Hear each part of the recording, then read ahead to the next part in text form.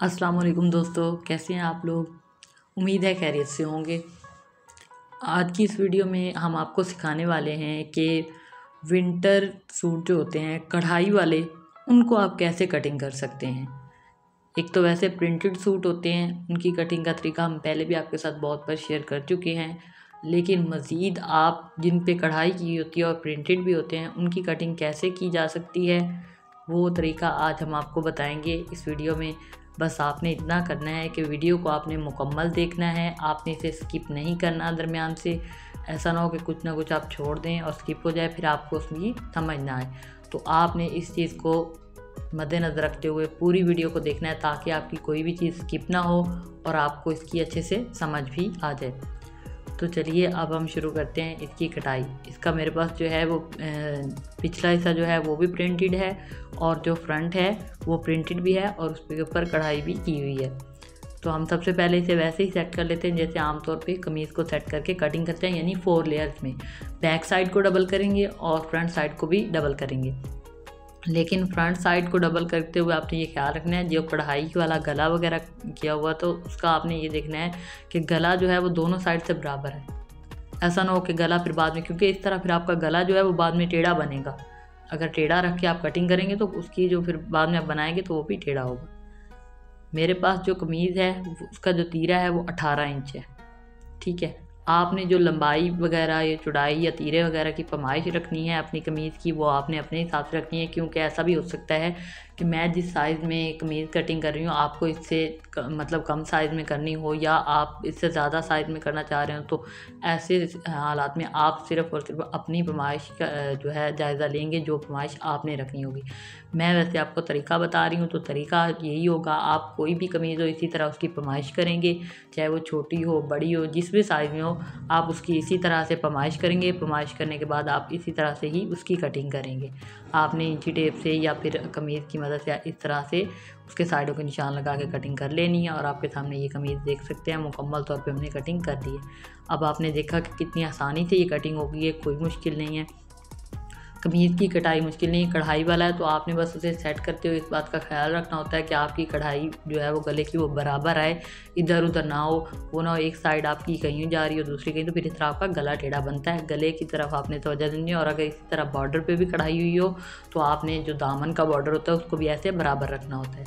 ये मेरे पास बाजू हैं, बाजुओं की लंबाई मैंने जैसे कि आपको पहले भी बताया है कि मैं जो लंबाई चौड़ाई वगैरह रख रही हूँ वो मैं अपनी कमीज़ के हिसाब से रख रही हूँ। आप छोटी बड़ी जो भी रखेंगे वो अपने हिसाब से रखेंगे। मेरे पास ये जो बाजू की लंबाई है वो 20 इंच है, जबकि मुझे 18 इंच चाहिए तैयारशुदा बाजू। तो 2 इंच मैंने इसलिए ज़्यादा रखा है क्योंकि हमने फ्रंट से इसको मोड़ना भी है और कंधों वाली साइड से भी सिलाई लगेगी। तो इस तरह से हमारे पास ये इसकी लंबाई पूरी 18 इंच हो जाएगी। अब हमने चौड़ाई देखी तो चौड़ाई कम है। अगर चौड़ाई कम हो किसी बाजू की तो उसके लिए क्या करते हैं, उसके लिए आपके पास थोड़े बहुत, जैसे आपने अब साइड से कपड़ा निकाला है, साइड की कटिंग की है, तो इस तरह से आपके पास 4 पट्टियाँ होनी चाहिए, यानी 4 लेयर्स होनी चाहिए इसकी कपड़े की।